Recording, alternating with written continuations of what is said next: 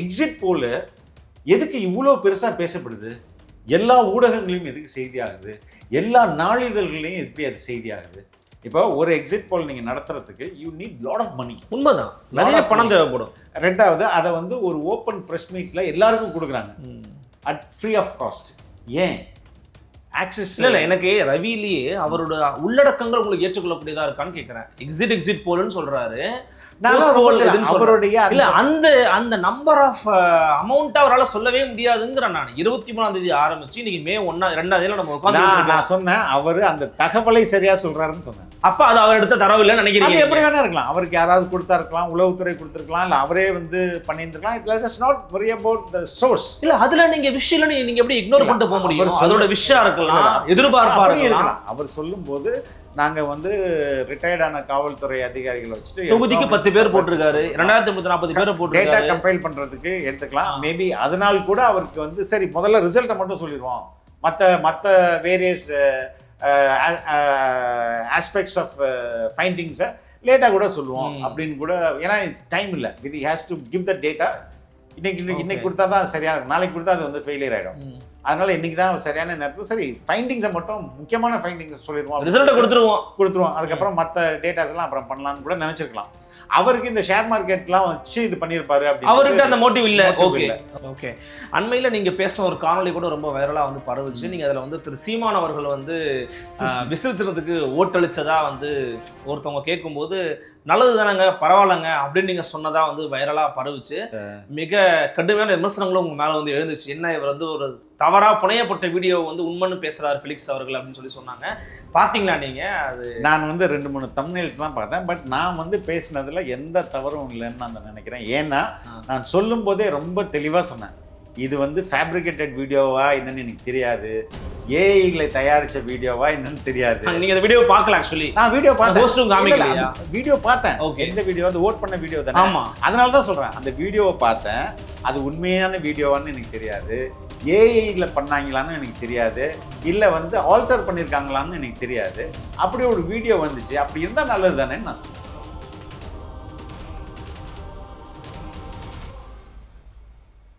நலம் தரும் நல்லார் சித்த மருத்துவமனை இதய நோய், சர்க்கரை நோய், பக்கவாதம், சிறுநீரக பிரச்சனை, தண்டுவடம் மற்றும் மூட்டு பிரச்சனைகளுக்கு மிகச்சிறந்த மருத்துவமனை கிருஷ்ணகிரி, சென்னை மற்றும் மதுரை.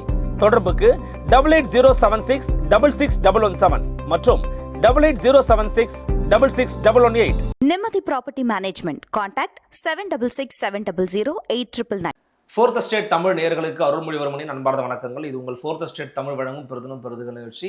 இன்றைக்கு நம்மோடு மீண்டும் இணைகிறார் தமிழக வெற்றி கழகத்தினுடைய தேசிய செய்தி தொடர்பாளர் மரியாதைக்குரிய திரு ஃபெலிக்ஸ் ஜெரால்ட் அவர்கள். வணக்கம். வணக்கம் அருள், எப்படி இருக்கீங்க சார்? நல்லா இருக்கேன் அருள். ரொம்ப நாள் கழிச்சு உங்களை மீட் பண்ணுறேன். ஓட்டெல்லாம் போட்டாச்சு. இப்போ நான் மறுநாள் ரிசல்ட்டுக்காக வெயிட் பண்ணிக்கிட்டு இருக்கோம். ரொம்ப சர்ப்ரைசிங்கான ஃபேக்டர்ஸ் வந்து இந்த முறை வந்து டிவிகேவால் ஏற்பட்டிருக்கா அப்படிங்கிறத எல்லாருமே பேச துவங்கி இருக்கிறாங்க, பேசிக்கிட்டும் இருக்கிறாங்க. அட் த சேம் டைம் ரொம்ப ஒரு சர்ப்ரைசிங்காக, அதாவது சர்ப்ரைஸில் ஒரு சர்ப்ரைஸ் இருக்கிறாங்க அப்படிங்கிற மாதிரி எக்ஸிட் போலில் ஆக்சஸ் மை இந்தியாங்கிற ஒரே ஒரு நிறுவனம் மட்டும் தாவேக்கா ஆட்சியவே பிடிக்கலாங்க அப்படின்ற விஷயத்த கொடுத்துருக்குறாங்க. எல்லாருமே புருவங்களை உயர்த்தி பார்க்குறாங்க. என்னங்க வாய்ப்பே இல்லைங்க, அது ஏங்க பேசிக்கிட்டு இருக்காங்க அப்படிங்கிறாங்க. இன்னும் சில பேர் ஏன் இருக்கக்கூடாது அப்படிலாம் கேட்குறாங்க. கட்சியினுடைய மனநிலை எப்படி இருக்குது? உள்ள என்ன பேசிக்கிறீங்க கட்சிக்குள்ள? கொஞ்சம் எங்களுக்காக வெளியில சொல்லுங்க. கட்சி ஒரு பக்கம் ஒருத்தலுங்க, தாவேக்கா ஆரம்பித்த முதல் இது நாள் வரை, இந்த எக்ஸிட் போல் வரை தாவேக்கா மீது வைக்கப்பட்ட கருத்துக்கள், விமர்சனங்கள் விடுத்தலுங்க, கருத்துக்கள், அவங்களால எத்தனை % ஜெயிக்க முடியும், எத்தனை அதை நீங்கள் அந்த எவல்யூஷனை கொஞ்சம் சொல்கிறீங்களா? சொல்கிறேன். முதல்ல அந்த கட்சி ஆரம்பிக்கும் போது கட்சி வந்து தேர்தல் வரைக்கும் இருக்குமா இல்லையான்னு தெரியாதுன்னாங்க. சரி, அப்புறம் என்னங்க ஒரு 5% வாங்குவாருங்கன்னாங்க. சரி, கரூர் இன்சிடென்ட்ஸுக்கு பிறகு ஒரு டவுன் இருந்துச்சு. அதன் பிறகு இல்லைங்க இருந்தாலும் கூட்டம் வருதுங்க, சரிங்க 15% தாண்டிடுவாருங்க அப்படின்னாங்க. சரி, இன்னைக்கு இது எங்க நிக்குதுன்னு நான் நினைக்கிறேன் அப்படின்னா 20ல வந்து நிக்குது. என்னைய பொறுத்த வரைக்கும் தமிழ்நாட்டு சூழல் 20 வந்து நிக்க வைக்கிது விஜய், அவ்வளவுதான். அப்ப ரொம்ப குறுகிய காலத்துல 2%லேருந்து 20% வந்து நிக்குதா? ஆமா, இது இந்த மாற்றம் எப்படி நடந்தது சார்? அது விஜய்க்கு நடக்கதானே சார் செய்யும். இல்ல அருளுக்கு நடக்காது, ஃபெலிக்ஸ் சாருக்கு நடக்காம இருக்கலாம். பட் விஜய்ங்கிற நட்சத்திர பிம்பத்துக்கு நடக்கத்தான் செய்யும். இது டே 1 தான் நடந்தது. ஆமா சார். அப்ப ஏன் அவங்க ஒத்துக்கல யாரும்? இல்லை இப்போ விக்கிரவாண்டி மாநாட்டில் அவ்வளோ கூட்டம் வந்தது, மதுரை மாநாட்டில் அவ்வளோ கூட்டம் வந்தது, பரப்புரைகளில் அவ்வளோ கூட்டம் வந்தது. இதெல்லாம் அப்பயும் வந்து ஏங்க 10 வேட்பாளர் நிறுத்துறா பார்க்கலாம், அவரால் 10 இடத்துல ஆள் போட முடியுமா பார்க்கலாம் அப்படின்னாங்க. அதுக்கப்புறம் தனித்து நின்று 234 இடத்துலையும் வேட்புமனு தாக்கல் பண்ணுவாரான்னு பார்ப்போம். இப்போ எல்லா இடத்துலையும் விமர்சனமாகி இன்னைக்கு இந்த 20% சொல்கிறாங்களே, அவங்க வந்து அன்னைக்கு 2% சொன்னாங்க. அவங்க மனசு வந்து 20% மாத்திருக்கு. 2% யார் சொன்னாங்கன்னு தெரியல. எல்லாருமே இல்ல, நான் என்ன சொன்னீங்கன்னு சொல்லல, யாருமே அப்படி சொல்லல. ஏன்னா விஜய்க்கு அவ்வளவு பெரிய கூட்டம் இருந்துச்சு. இல்ல கட்சி ஆரம்பித்து அறிவிக்கும் போது சரி 2% வாங்கினா பார்க்கலாங்கன்றதுல இருந்து இன்னைக்கு வந்து 20% போயிட்டு இருக்கு. எக்ஸிட் போல் வந்து 35% 37% வரையும் கொடுத்துருக்காங்க.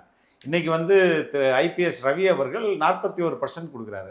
இதுக்கிடையில் நிறைய பல இந்த ஒப்பீனியன் போல் நடத்துகிற ஃபாதர் ராஜநாயகம் உட்பட ஒரு 35% ஸ்விங் ஓட்டு இருக்குது. அந்த 35% ஸ்விங் ஓட்டு வந்து அவர் 3 சினாரியோவாக சொன்னார். ஒரு சினாரியோ டிஎம்கே வர மாதிரி, 2வது சினாரியோ தொங்கு சபை வர மாதிரி, 3வது சினாரியோ அவர் வந்து 35% ஸ்விங் எங்கே போகுது அப்படின்றத பொறுத்து இங்கே வந்து பெரிய மாற்றம் நடக்கும். அந்த ஸ்விங் வந்து தாவேக்காக்கு போனால் தாவேக்கா ஸ்வீப் பண்ணும் இப்படின்றது தான். இதை நீங்கள் கடைசியாக போய் பார்த்தீங்கன்னா ஆல்மோஸ்ட் எல்லாருமே ஒரு கருத்தை வைப்பாங்க. There is a possibility for TVK to swing. அதை யாருமே மறுக்கலை, சொல்லாமல் இருக்கலாம் ஆனால் மறுக்கலை. அப்படி இருக்கிற பட்சத்தில் நாம் வந்து முதல்லேருந்தே சொல்லிட்டு இருக்கேன், இல்லைங்க இது ஒரு பெரிய மாற்றத்தை ஏற்படுத்தும். நீங்கள் கட்சி ஆரம்பிக்கும் போது சொல்லிட்டீங்க அவங்க வின் பண்ணுறதுக்கு வாய்ப்பு இருக்குன்னு. ஆமாம், அதே தான் நான் இன்னும் இப்போ தான் உறுதியாக சொல்கிறேன். ஏனென்றால் 2-3 காரணிகளை நான் பார்க்குறேன். ஏன்னா எஸ்ஐஆர்ன்ற இந்த மழுப்பல் இருக்குல்ல, அதையெல்லாம் தாண்டி மிக அதிகமாக மக்கள் வந்து ஓட்டு போட்டிருக்காங்க. 85% வாக்குன்றது இதுவரையும் தமிழகத்தில் நடக்காத ஒன்று. பல 2-3 டிஸ்ட்ரிக்டில், நான் சொல்கிறது தொகுதிகளில் 2-3 டிஸ்ட்ரிக்டில் 90% வரையும் போயிருக்குது. சென்னையில் போன வாட்டி 56, 59 இருந்தது. இந்த முறை வந்து 83% கிட்ட, 84% கிட்ட போயிருக்குது. அப்போது there is a big wave in terms of voting pattern. Sir percentage wise பார்த்தீங்கன்னா அப்படி இருந்தாலுமே கூட சார், ஒரு சட்டமன்ற தேர்தலின் போதும் வாக்குகளுடைய எண்ணிக்கை, அதாவது ஓட்டர்ஸ் போலிங் ஓட்ஸ் நான் சொல்கிறேன், கூடி தான் இருந்திருக்குது. அதில் ஒன்றும் பெரிய டிராஸ்டிக் சேஞ்ச் இப்போ இல்லை சார். 2021ஆம் ஆண்டு போல் செய்யப்பட்ட ஓட்டுகள் எண்ணிக்கையும் 2026ஆம் ஆண்டு 2021 போலான பர்சன்டேஜ் எவ்வளோ? இல்லை பர்சன்டேஜ் விட்டுருங்க சார், நான் கேட்கறது வாக்காளர்களின் எண்ணிக்கை கேட்குறேன். வாக்காளர்கள் எண்ணிக்கை முக்கியம் இல்லைங்க, பர்சன்டேஜ் தான் ரொம்ப முக்கியம் சார். இப்போ 100க்கு நான் 80 மதிப்பெண் வாங்கினா என் பர்சன்டேஜ் எவ்வளோ? 80%. 90க்கு நான் 80 மார்க் வாங்கினா என் பர்சன்டேஜ் எவ்வளோ? கூடுமா கூட இல்ல ரைட், அப்படி நடக்கலையே. அதுதான் எப்படின்னு, இப்போ சென்னையில ஓவரால் சென்னையில நீங்க பாத்தீங்கன்னா போலிங் ஓட்ஸ் குறைவு, சரி, ஆனா பர்சன்டேஜ் கூடி இருக்கு. அதே நீங்க வந்து சென்னையை மட்டும் வச்சிட்டீங்கன்னா, அப்ப நீங்க கரூருக்கு என்ன சொல்லுவீங்க? அதான் சொல்றேன், அங்க நிறைய இடத்துல ஏற்ற இறக்கங்களோட இருக்குங்கிற. நான் ஏற்றம் இறக்கம் இல்லைங்க, ஓவராலா பாத்தீங்கன்னா எல்லா தொகுதியிலுமே, எல்லா டிஸ்ட்ரிக்ட் தொகுதியில எல்லா டிஸ்ட்ரிக்ட்லயுமே 10%க்கு மேல ஏறி இருக்குது. வெதர் அதை நீங்க வந்து நான் உங்களுக்கு காட்டினேன், கணக்கு போட்டு நீங்க பாருங்க. So say this only because of Vijay. நான் என்ன சொல்றேன், நீங்க போயிட்டு எஸ்ஐஆர்ல டிஸ்ட்ரிக்ட் வைஸ் அடிஷன் எவ்வளோ, டெலிவிஷன் எவ்வளோ, அதை பாருங்க. சரி, அதற்கு அடுத்தது 2021 ஒவ்வொரு டிஸ்ட்ரிக்டும் வாங்கின சதவீதத்தை பாருங்க, 2026 வாங்கின சதவீதத்தை பாருங்க. 10% மினிமம்லேருந்து 12% மேக்சிமம் வரையும் ஏறி இருக்கும். இது வந்து பல பேர் போலிக்க இதில் போன பிறகும், பல பேர் புதுசாக வந்த பிறகும். நான் சொல்கிறேன், 10,000 ஓட்டு வித்தியாசத்தில் இருக்கிற தொகுதியிலேருந்து 20,000, 30,000, என்ன 10%க்கு மேலே, ஐ மீன் கம்மியாக உள்ள டிஸ்ட்ரிக்ட்ஸும் இன்னும் இருக்குது, நிறைய இருக்குது. எந்த மாவட்டத்தை எடுத்து பார்த்தாலும் வாக்கு சதவீதம் ஏறி இருக்கு. 2வது, இதை விட ரொம்ப முக்கியமானது என்னென்னா, காலை 11 மணி நிலவரப்படியே 40% ஓட்டு போயிடுச்சு. 2வது, இதுக்கு அடுத்த இன்னொன்று என்னென்னா, ஃபஸ்ட் டைம் ஓட்டர்ஸ் இருக்காங்கல்ல, அவன் வந்து 90%க்கு மேலே ஓட்டு போட்டிருக்காங்க. அதுக்கு அடுத்தது இந்த 18லேருந்து 30 வரையும் உள்ளவர்கள் 21% வாக்காளர்கள், அவங்க வந்து 80க்கு மேலே வாக்களிச்சிருக்காங்க. இதெல்லாம் சேர்த்து தான் அந்த பர்சன்டேஜ் உயர்த்துது, புரியுதுங்களா? அப்போ இந்த ஓட்டர்ஸ் எல்லாம் வந்து பெரும்பாலும் தாவேக்காவோட ஓட்டர்ஸு. இன்னொரு குறிப்பாக நீங்கள் பார்த்தீங்கன்னா, நம்ம தமிழக வரலாற்றையே முதல் முறையாக ஒரு ட்ரெஸ் கோடோட போய் எல்லாம் ஓட்டு போட்டாங்க. இதுக்கு முன்னாடி இது யாரும் நடந்ததே கிடையாது. So these are the indicating factors to say that TVK has got a bigger எட்ஜுன்னு சொல்ல முடியாது, very comfortable position to form the government. இல்லை, இப்போ பொட்டியை திறக்கிறதுக்கு முன்னாடி யாராலையுமே சொல்ல முடியாதுங்கிறது தான் பொதுவான பார்வை. இப்போ எக்ஸிட் போல வச்சு நீங்க பேசுறீங்க. ஃபார் எக்ஸாம்பிள் நீங்க நான் எக்ஸிட் போலுக்கே வரல. இல்ல வரல எக்ஸிட் போலுக்கு நான் போலிங்க பத்தி பேசுறீங்க. இப்போ எக்ஸிட் போல்ஸ்ல நிறைய பேர் வெளியிட்டு இருக்காங்க, ஆக்சிஸ் இந்தியா வெளியிட்டு இருக்காங்க, ஐயா ரவி ஐபிஎஸ் வெளியிட்டு வச்சுக்கோங்களேன். அவர் எக்ஸிட் போலுங்கிற அப்படி சரி, அவருடைய கூற்று அடிப்படையில் பார்த்தீங்கன்னா கூட அந்த எக்ஸிட் போலுங்கிறது குறுகிய காலகட்டத்தில் அவ்வளோ விஷயங்களை லார்ஜ் நம்பர் ஆஃப் பர்சன்ஸ் அனுப்பி எடுக்கிறதுக்கான சாத்திய கூறுங்கிறது என்னைய பொறுத்த வரைக்கும் இல்லை. நீங்களும் இந்த மீடியா ஃபீல்டாக இருக்கீங்க, உங்களுக்கு கண்டிப்பாக தெரியும். இப்போ இந்த மாதிரி வெளியத்தில் ஒரு ஹம்பக் இருக்குது, ஒரு ஃபேக் நெரேட்டிவ் இருக்குது. 10 நாளில் எங்கேஜ் பண்ணணும்பா மீடியாங்கிறதுனால டிவிக்கே வச்சு உருட்டிக்கிட்டு இருக்காங்கன்றாங்களா? உங்கள் ஒப்பீனியன் என்ன? I partly agree with you, partly ஒரு பாதியை நான் வந்து ஒத்துக்கிறேன், இன்னொரு பாதியை நான் ஒத்துக்கலாம். ஏன்னா இது வந்து ஒரு அறிவியல், சரிங்களா? Psychology is science. சயின்ஸோடைய மிக முக்கிய கூறுகளில் ஒன்று என்னன்னா, எவ்வளோ மேலே நீங்கள் ரிப்பீட் பண்ணி ஒரு ஆய்வை நடத்தினாலும் உங்களுக்கு ரிசல்ட் ஒரே மாதிரி வரணும். இதுதான் அடிப்படையான அறிவியல் உண்மை, அறிவியல் ஆய்வுக்கான ஒரு கூறு. ஒரு எக்ஸாம்பிள், நீங்கள் 5 ml வாட்டரை, சரியான தண்ணி 5 ml நீங்கள் எடுத்து ஒரு ஜாரில் ஊற்றிங்கன்னா கரெக்டாக அதில் 5 ml தான் இருக்க முடியும், 10 ml இருக்க முடியாது. இருந்ததுன்னா நீங்கள் மெஷரிங்ன்ற சயின்ஸில் நீங்கள் தப்பு பண்ணிட்டீங்க, ரைட்டுங்களா?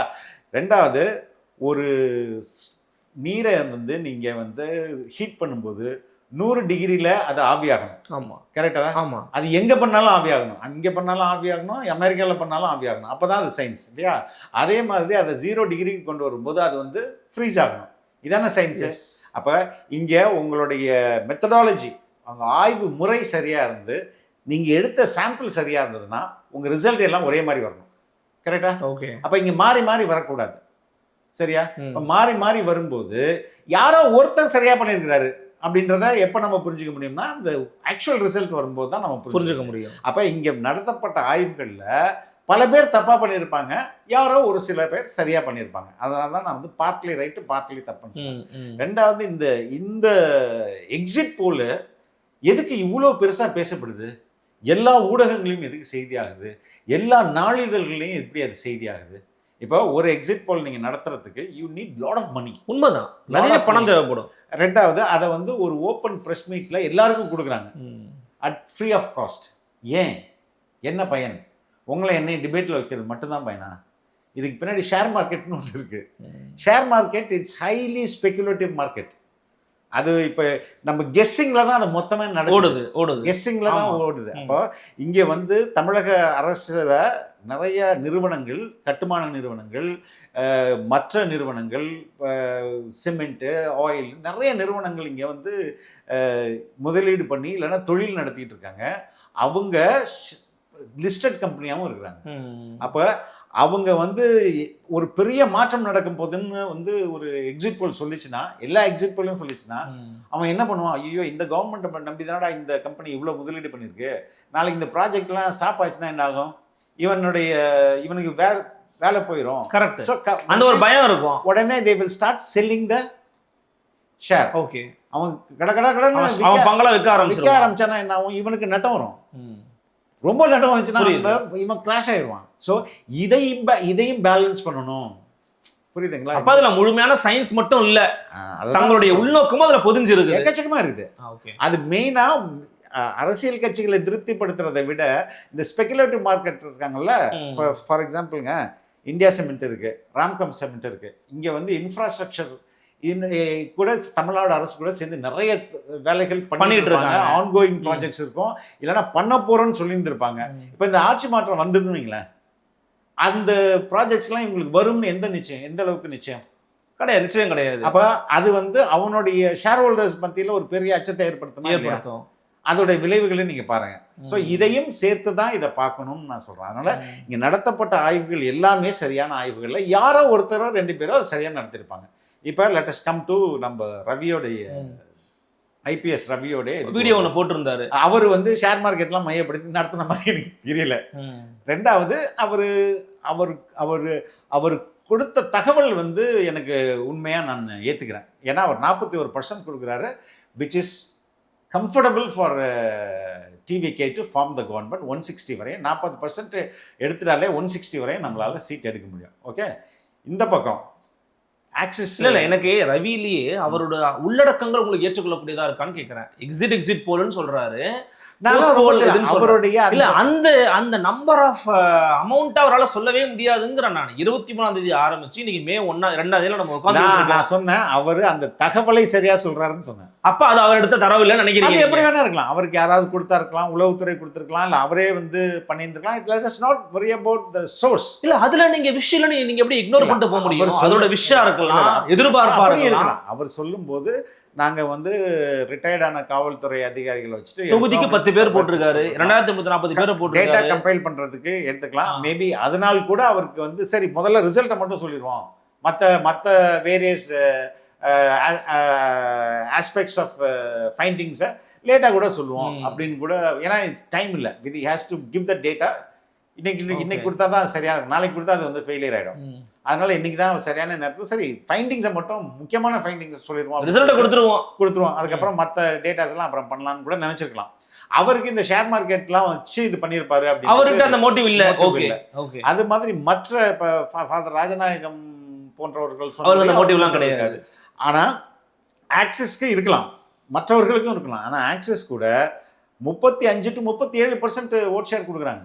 37 ஓட் ஷேர்ன்றது அகெயின் கம்ஃபர்டபுள் வின்னிங். இவரும் அதை தான் சொல்றாரு.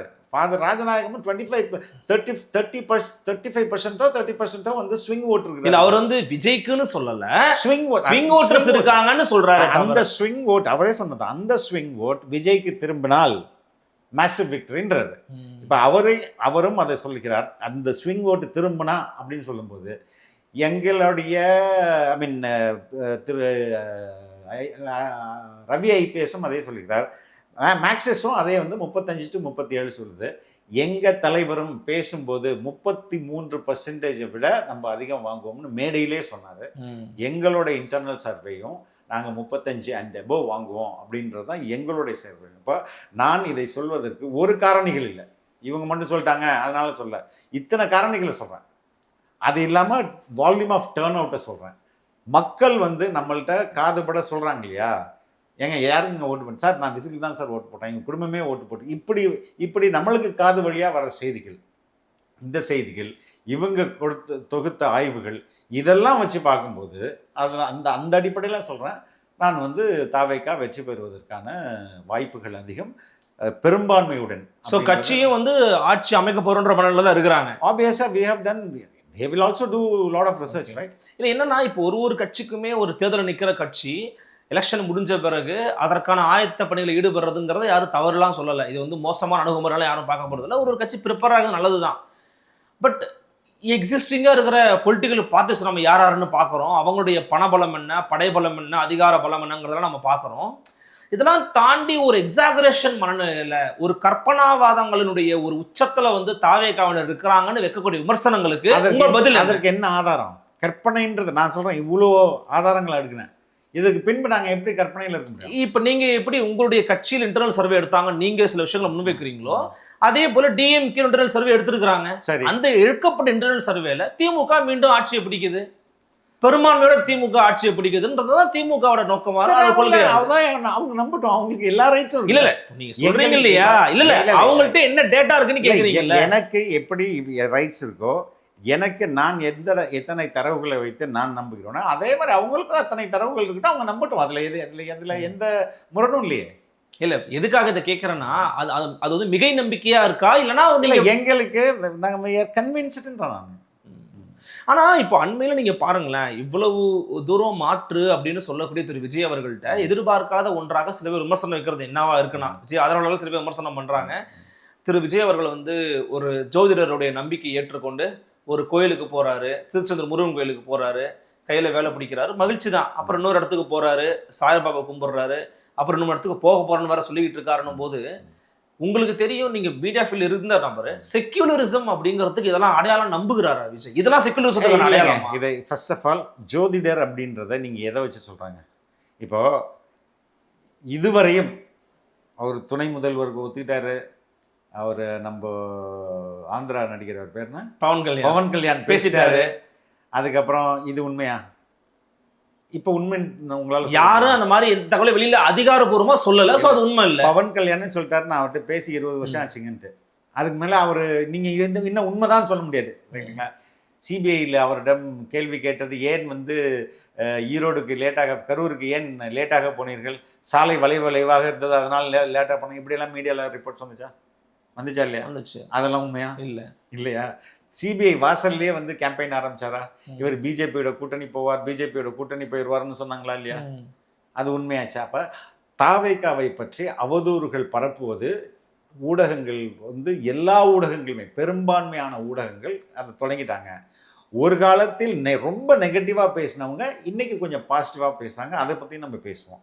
இப்போ நீங்க கேட்ட கேள்வி இல்ல, நான் சொன்னதுல எதுவுமே அவதூறு இல்ல. இல்ல நீங்க சொன்னது இல்ல. இல்ல இப்ப நான் உங்கள்ட்ட கேட்டேன் பாத்தீங்களா, அவர் வந்து ஒரு ஜோதிடர் சொல்றீங்களா? ஜோதிடரை நம்பிதான் அவர் போனாருன்னு சொல்லல, அவர் கோயிலுக்கு போறாரு. அதுக்கு வரேன். சி, விஜய அவருடைய ப்ராப்டப்லேருந்து தான் நீங்க புரிஞ்சுக்கணும். என் பையன் இப்போ என்னைய நீங்க எப்படி புரிஞ்சுப்பீங்க? என்னுடைய ப்ராப்டப்லேருந்து தாங்க நீங்க புரிஞ்சுக்க முடியும். நான் வந்து ஒரு ஒரு லெஃப்டிஸ்டாக இருக்கிறேன்னு வைங்களேன், லெஃப்ட் ஐடியாலஜியோட இருக்கிறேன். நான் எப்படி லெஃப்ட் ஐடியாலஜியோட இருந்திருப்பேன்? பிறகும்போதே லெஃப்ட் ஐடியாலஜி இருப்பேன். இல்லை, நான் வளர்றது என்னுடைய அப்பா அம்மா, என்னுடைய நண்பர்கள், நான் படித்த கல்லூரி, அந்த கல்லூரியில் எனக்கு கிடைத்த நண்பர்கள், சூழல் எல்லாமே சேர்த்து தானே என்னைய வந்து ஒரு ஒரு ஒரு ஐடியாவுக்கு என்னை தள்ளு. இது மாதிரி தானே உங்களுக்கும் தள்ளி இருக்கு. ஆமா, நீங்க வந்து பிறக்கும் போதே தமிழ் தேசியம் அப்படின்னு நீங்க மதி ஒழுப்பு அப்படின்னா பிறந்திருப்பீங்க. இது நீங்க வளர்க்கப்பட்ட விதம் தானே. அதே மாதிரி நான் வளர்க்கப்பட்ட விதம் தானே. அப்போ விஜய் எப்படி வளர்க்கப்பட்டிருப்பாரு? அவங்க அம்மாவுக்காக அவர் சாய்பாபா கோயில் கட்டுறாரு. அப்போ அவங்க அம்மா இன்னும் இந்து மத கடவுள்களை வழிபடுறவங்களாக இருக்கிறாங்க. உண்மையா பொய்யா? நான் கேட்குறேன். அப்போ அவங்க அப்பா ஒரு ஸ்டான்ச் கேத்தலிக்காக இருக்கிறாரு. அப்போ அவர் வந்து இன்னமும் ரொம்ப கிறிஸ்டியானிட்டியை ஃபாலோ பண்ணுற ஒரு மனிதனாக இருக்கிறாரு. இப்போ இந்த இருவரும் சேர்ந்து ஒரு குழந்தையை வளர்த்துருந்தா எப்படி வளர்த்துருப்பாங்க? அதான் கரெக்ட் சார். சாதாரண ஆளாக இருந்தால் அதெல்லாம் பண்ணிட்டு போகலாம். ஒரு பார்ட்டி லீடர்னும் போது உங்களுக்கு நிறைய பொறுப்புகளும் உங்களுக்கு கடமைகளும் இருக்குல்ல. அதற்காக நான் வேண்டியிருப்பேங்க, எனக்கு நல்லபடியாக எந்த வித பிரச்சனையும் இல்லாமல் எனக்கு எலெக்ஷன் முடிச்சு கொடுங்க, நான் திருச்செந்தூர் முருகனுக்கு வந்துட்டு போகிறேன், நான் வேளாங்கண்ணி கோயிலுக்கு வந்துட்டு போகிறேன் அப்படின்னு நான் வேண்டியிருப்பேன். இது என்னோட பர்சனல் ப்ராட்டப் தானே. புரியுதுங்களா? இப்போ முதல் மாநாட்டில் விஜய் என்ன அறிவித்தார்? பெரியார் கொள்கைகளை பற்றி அவர் பேசும்போது என்ன சொன்னார்? பெரியாரோட கடவுள் மறுப்பை தவிர மிச்சத்தை ஏற்றுக்கிறோம் அப்படின்னாரு. அதுக்கப்புறம் இன்னொரு சொன்னார், எங்களுக்கு கடவுள் நம்பிக்கை இருக்கு அப்படின்னு சொன்னாரா இல்லையா? இப்போ அப்படி சொன்னவர் இப்போ இதுல பண்றதுல என்ன தவிர இல்ல, நான் அதுல பெரியார் அவர் ஃபாலோ பண்றாருனால நான் கேட்கல. ஏன்னா மத்த விஷயத்தெல்லாம் ஃபாலோ பண்றாரு. அப்புறம் இன்னொரு கேள்வி வரும் சார், பெரியார் மத்த விஷயம் ஃபாலோ பண்றாரான்னு கேள்வி வரும். இல்லைங்க, எனக்கு கடவுள் நம்பிக்கை இருக்குன்னு சொன்னார்ல, அதை சொல்றேன் நான். புரியுதுங்களா? அப்போ எனக்கு கடவுள் நம்பிக்கை இருக்கு. அதை நான் வந்து ஒரு மதத்தை நீங்க வந்து என் மதத்தை மதித்தால்தான் நான் இன்னொரு மதத்தை மதிக்க முடியும். இல்ல, நான் திரும்பியும் அவரோட கடவுள் நம்பிக்கை குறித்து என் கேள்வியே கிடையாது. அப்புறம் கோயிலுக்கு போறதுக்கு பின்னாடி என்ன இருக்கு? மதச்சார்பற்ற அப்படின்ற கொள்கையை உள்வாங்கினவர் தான் நீங்களும் உங்க கட்சியும் இருக்கும்போது, மதச்சார்பற்ற என்பதற்கான அடையாளம் என்பது எல்லா கடவுள்களையும் வணங்குவது மதச்சார்பற்ற கொள்கையை நீங்க நம்புறீங்களா? இல்ல, இப்ப மதச்சார்பற்ற கொள்கைன்னு நீங்க சொல்லும்போது செக்குலரிசம் அதுதான் நான் அங்கதான் வரேன். செக்குலரிசம்ன்ற வார்த்தைக்கு இந்தியாவில் ஒரு புரிதலும் உலக அளவில் ஒரு புரிதலும் இருக்கு. இதுதான் உண்மை. எனக்கு சரியான புரிதலும் நீங்க நான் சொல்றேன், நான் உங்களுக்கு சொல்றேன். அதுக்கப்புறம் செக்குலர்ன்ற வார்த்தை இருக்குல்ல, அந்த வார்த்தையே எக்குலம் அப்படின்ற ஒரு லத்தீன் வார்த்தையில தான் வருது. எக்குலம்னா திஸ் வேர்ல்டு, இந்த உலகம் தான் அதுக்கு அர்த்தம். எப்படி அர்த்தம்னா, வெஸ்டர்ன் கான்செப்ட்ல நீ வந்து இந்த உலகத்துல வாழ்றதே வந்து மேல நீ செத்துட்டு போய் மேல வாழ போறல, அந்த உலகத்துக்கான ப்ரிப்பரேஷன் கிரவுண்டரா இது. அதனால நீ வந்து அந்த உலகத்தை வந்து நோக்கி உன்னுடைய பயணங்கள் இருக்கட்டும். ஃபார் எக்ஸாம்பிள், நீ நல்லவனா இருக்கணும், நீ வந்து யாரையும் திட்டக்கூடாது, அடிக்கக்கூடாது, கடவுள் பக்தியோட வாழணும் அப்படின்னா எதுக்குன்னா, அப்போதான் நீ வந்து மேலே போய் நல்லா இருப்ப இப்படின்றது ஒரு கான்செப்ட் இருக்கு இல்லையா? அதுக்கு நேர்மறையானதான் எக்குலம். எக்குலம்னா மீன் திஸ் வேர்ல்டு. நீ இந்த உலகத்தில் நீ சரியாக வாழு, கடவுள் நம்பிக்கைலாம் விட்டுரு அப்படின்னு வெஸ்டர்ன் ஃபிலாசபியில் வந்த ஒரு கான்செப்ட் தான் வெஸ்டர்னில் செக்குலரிசம்ன்றது. வெஸ்டர்ன் கான்செப்டில் செக்குலரிசம்ன்றது கடவுள் எதிர்ப்பு. இந்திய மண்ணில் செக்குலரிசம்ன்றது எல்லா மதத்துக்கும் முக்கியத்துவம் தருന്നത് தான் இந்தியன் கான்செப்ட். நீங்கள் வந்து எங்கே வேணாலும் சர்ச் பாருங்கள், இந்தியன் கான்செப்டில் வாட் இஸ் செக்குலரிசம். செக்குலரிசம்னு போட்டாலே அவங்க டிஃபைன் பண்ணுறது இந்தியன் கான்செப்டில் இது தான் செக்குலரிசம், வெஸ்டர்ன் கான்செப்டில் இதுதான் செக்குலரிசம் சொல்கிறது. இந்தியன் கான்செப்டில் எல்லா மதத்தையும் ஈக்குவலாக ட்ரீட் பண்ணுறது தான் செக்குலரிசம். அதற்கு என்ன மீனிங்கு? இப்போ மோடியோடைய பிறந்தநாள் விழா வந்து நிறைய பேர் gift கொடுக்குறாங்க, வரிசையில் போய் gift கொடுக்குறாங்க. ஒருத்தர் வந்து இஸ்லாமியர் அணிகிற தொப்பியை கொடுப்பாரு, வயதானவர். ஆனால் அதை வாங்கி தலையில் மாட்டிக்க மறுத்துருவார் மோடி. அது செக்குலரிசமா? இல்லை நான் வந்து எல்லா மதத்தையும் நான் போய் வழிபடுவேன்னு சொல்கிறது செக்குலரிசமா?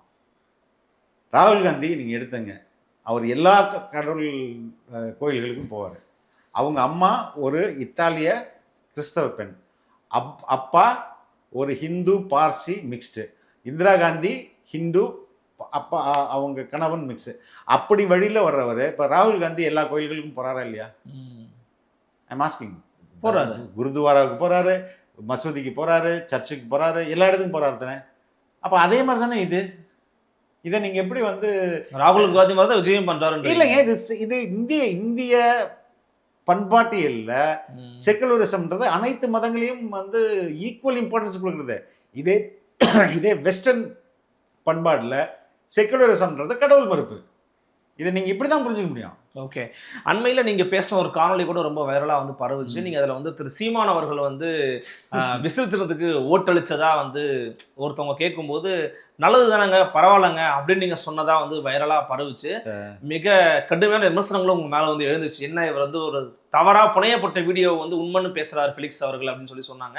பார்த்தீங்களா நீங்கள்? அது நான் வந்து 2-3 தம்ப்நெயில்ஸ் தான் பார்த்தேன். பட் நான் வந்து பேசினதில் எந்த தவறும் இல்லைன்னு நான் நினைக்கிறேன். ஏன்னா நான் சொல்லும் போதே ரொம்ப தெளிவாக சொன்னேன், இது வந்து ஃபேப்ரிகேட்டட் வீடியோவா என்னன்னு எனக்கு தெரியாது, ஏஐகளை தயாரிச்ச வீடியோவா என்னன்னு தெரியாது. நீங்க அந்த வீடியோ பார்க்கல? ஆக்சுவலி நான் வீடியோ பார்த்தேன். ஹோஸ்டும் காமிக்கலையா? வீடியோ பார்த்தேன். ஓகே, எந்த வீடியோ? அது ஓட் பண்ண வீடியோ தானே. ஆமா, அதனால தான் சொல்றேன், அந்த வீடியோவை பார்த்தேன்.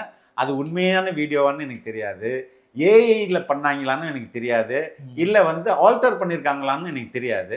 அப்படி ஒரு வீடியோ வந்துச்சு. அப்படி இருந்தா நல்லது தானேன்னு நான் சொன்னேன். சரிங்களா? இதுல என்ன சீமா உங்களுக்கு வாக்களிச்சா உங்களுக்கு மகிழ்ச்சின்னு சொல்லிருக்கீங்க. அதான் சொன்னேன். அந்த வீடியோவோட உண்மைத்தன்மையை நான் வந்து கேள்வி கேட்டிருக்கேன். I don't endorse that video. Okay, அது ரொம்ப உண்மையான வீடியோ, அது அப்படிதான் பண்ணாரு அப்படிலாம் சொல்லவே இல்லை. ஓகே, நான் வந்து ஏஐல பண்ணியிருந்திருக்கலாம், இல்லைன்னா ஃபேப்ரிகேட் பண்ணியிருந்திருக்கலாம், என்ன ஆல்டர் பண்ணியிருந்திருக்கலாம்னு சொல்லிட்டு தான் சொன்னேன் நான். அது நம்மளுடைய நண்பர்கள்ட்ட நீங்க என்ன எதிர்பார்க்க முடியும்? முன் பின்ன கட் பண்ணிட்டு நடுவில் மட்டும் தூக்கி போடுறது தானே அவங்களுடைய வேலையை. நிறைய ஒரு கேள்வி நீங்க பார்த்துருப்பீங்க. இன்னைக்கு காலையில சிபிஎம் உடைய முன்னாள் மாநில செயலர் திரு பாலகிருஷ்ணன் அவர்கள் வந்து ஒரு இடத்துல பேசி வரும்போது பிரஸ் மீட்டை சொல்லியிருக்காங்க, மீண்டும் நாங்கள் ஆட்சிக்கு வந்துருவோம் கூட்டணி இருந்தாலும், ஆனாலும் பல பிரச்சனைகள் இருக்கு, அது வந்து திமுக அரசு வந்து சரி செய்யணும், எங்களுக்கு சீட் ஷேரிங்லேயே பல பிரச்சனைகள் கொடுத்தாங்க, பட் இளைஞர்கள் மத்தியில் ஒரு பெரிய எழுச்சி இருக்குது, வரவேற்கத்தக்க விஷயம், மாற்றத்தை நோக்கி இளைஞர்கள் வர்றது வரவேற்கத்தக்க விஷயம்னு சொல்லி ஒரு வார்த்தை பேசுகிறாரு. அப்புறம் டாக்டர் திருமாவளவனுடைய வீடியோ ஒன்று வைரல் ஆகுது, நான் மட்டும் வேற நினச்சிருந்தேன்னா தலைகீழாக மாறி இருக்கும் தமிழ்நாடு அப்படின்லாம் சொல்கிறாரு. என்ன சார், ஏதாவது வைகோவும் இளைஞர்கள் எழுச்சி நல்லா இருக்கு, விஜய் ஏதோ ஆச்சரியத்தை கொடுப்பாருங்கிற மாதிரிலாம் பேசுகிறாரு, என்ன பேசி வச்சிட்டாங்களா? அதாவது இல்லைங்க, உண்மையை நீங்கள் வெகு நாள் மறைக்க முடியாது. உண்மையை நான் இன்னொரு விஷயத்த நான் சொல்கிறேன், இவங்க யாருமே விஜய் ஆட்சிக்கு வருவாங்கன்னு சொல்லி இல்லை, ஃபைன், அவங்க சொல்கிறது அவங்களால இன்னைக்கு அவ்வளோதான் சொல்ல முடியும். ரெண்டாவது, இந்த தேர்தல் முடிவு இருக்குல்ல, இது வந்து it is not an end, it is a புதிய தொடக்கம். இந்திய முழுமைக்கும் ஒரு மிகப்பெரிய மாற்றத்தை ஏற்படுத்துவதற்கான தொடக்கம் தான் தமிழகத்தில் நடைபெற போகிற ஆட்சி மாற்றம்னு நான் நினைக்கிறேன். இருக்கு not only in Tamil Nadu, the entire India. That's a starting point from day after டுமாரோன்னு சொல்கிறேன் நான். ஓகே, உங்களுடைய இந்த நேர்மறையான அணுகுமுறையில் எனக்கு வந்து இது இல்லை, விமர்சனங்கள்லாம் ஒன்றும் கிடையாது. ஒருவேளை ஒரு இதுவாக கேட்குறேன், ஆட்சியெல்லாம் பிடிக்க முடியல, ஒரு சில இடங்களில் மட்டும்தான் ஜெயிக்கிறீங்க தாவேக்கா அப்படின்னா, தாவேக்காவோட அடுத்த கட்ட செயல்பாடுகள் எதை நோக்கி எப்படி இருக்கும்னு தெரிஞ்சுக்கலாம். இல்லைங்க, அந்த அந்த அந்த சைடே நாங்கள் போகலைங்க. இல்லை, அதான் முன்னாடி நான் உங்கள்கிட்ட சொல்லிட்டேன், உங்க நேர்மறையான எண்ணத்தை நான் விமர்சிக்கல. உண்மையிலேயே நான் சொல்கிறேன், தெர் இஸ் இப்போ இந்த தேர்தல் ஓட்டிங் பேட்டர்னுக்கு அப்புறம் டாக்டர் ஷாலினி வந்து ஒரு ஒரு எஃபி பதிவு போட்டாங்க. அது என்ன விதமான போட்டாங்கன்னா, நம்ம வந்து உள்ளங்கை நெல்லிக்கணின்னு தான் சொல்லுவோம், உள்ளங்கை தர்பூசணின்னு போட்டாங்க. ஏன்னா இட் இஸ் ஸோ கிளியர். இதை பார்ப்பதற்கு நான் உங்களையும் சொல்லலை, நீங்கள் வந்து யூ கேன் பி ஸ்பெக்டிக்கல், ஆனால் நம்ம வந்து கரெக்டாக பார்த்தோம்னா அது எனக்கு வேற மாதிரி தெரியுது. I am convinced. நான் வந்து தாவேக்கால இருக்கிறதுனாலலாம் பேசல, எனக்கு உள்ள வச்சுக்கிட்டுலாம் நான் பேசல, உண்மையிலே நான் வந்து 100% அதை நம்புறேன். கன்வின்ஸ் ஆயிட்டீங்க. கன்வின்ஸ் ஆயிட்டேன். பார்க்கலாம் சார். மே 4க்கு பிறகு மீண்டும் ஒரு வாய்ப்பு நமக்கு கிடைக்கும் சந்திக்கிறதுக்கு. உறுதியா கட்டாயமான விஷயங்களை பேசலாம். மிக்க நன்றி. ரொம்ப நன்றி. நன்றி. மீண்டும் சந்திக்கலாம். வணக்கம்.